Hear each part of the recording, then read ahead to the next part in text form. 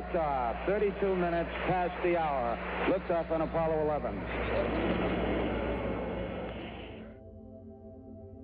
L'homme est toujours en quête d'élargir son champ de vision.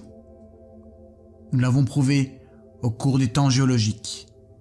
Nous avons commencé par conquérir les terres, les mers, le ciel, pour finalement marcher sur la Lune en 1969, lors de la mission Apollo 11 lancée par les Américains.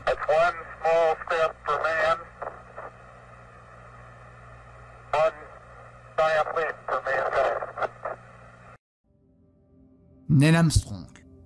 Nous connaissons ce nom et le connaîtrons encore plus tard comme étant le nom de la première personne à avoir posé les pieds sur un corps céleste différent que la Terre. Mais qu'en est-il de celui qui va poser un pied sur la planète rouge?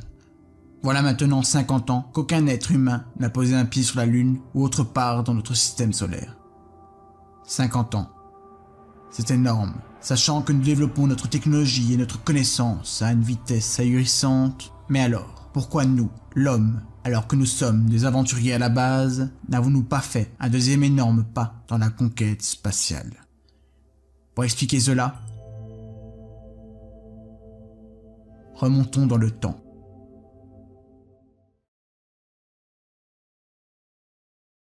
« 1947, la fin de la Seconde Guerre mondiale. Le monde est en train de se reconstruire.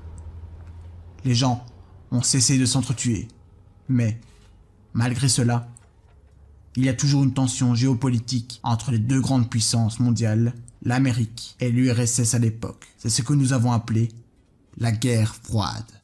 Durant cette période, ces deux grandes puissances voulaient se montrer mutuellement leurs forces respectives. Elle est aussi caractérisée par la course aux armements nucléaires à laquelle se livrent les deux superpuissances, les États-Unis et l'Union soviétique, qui y consacrent des ressources colossales. Ils ne comptaient pas les moyens mis en place pour montrer leur supériorité technologique, d'où cette idée de conquérir l'espace. Donc, deux facteurs importants ont permis de faire le pas à l'époque. Guerre froide, embellie économique.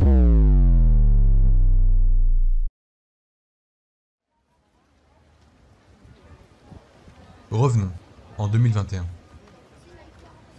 Les pays ne sont ni en guerre froide, ni très enthousiastes à l'idée de mettre des milliards pour envoyer des hommes et femmes sur Mars.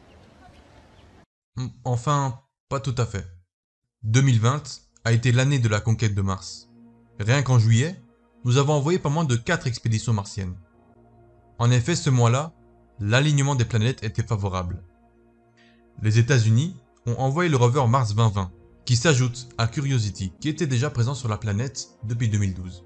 C'est cette dernière qui a permis, à l'aide de photos, de montrer qu'il y a eu de l'eau sur Mars. Ce qui pourrait dire qu'il y a peut-être eu, ou qu'il y a encore, de la vie sur cette planète sous forme de micro-organismes. C'est Mars 2020 qui va envoyer des échantillons de Mars sur Terre, pour avoir un aperçu plus net de cela. En plus des États-Unis, il y a également eu une mission européenne et russe, intitulée ExoMars. Les Chinois, également, avec HX-1. Et les Émirats Arabes Unis, à bord d'une fusée japonaise baptisée Hope. Encore une fois, le problème principal est l'argent. C'est pour cette raison que nous attendons tous les 26 mois pour que Mars soit à 62 millions de kilomètres pour limiter les dépenses. Bref, après vous avoir expliqué toutes ces infos, nous avons un meilleur ordre d'idée d'où nous en sommes de la conquête de la planète rouge. Nous sommes en 2021. Et qu'en est-il de la conquête de Mars ?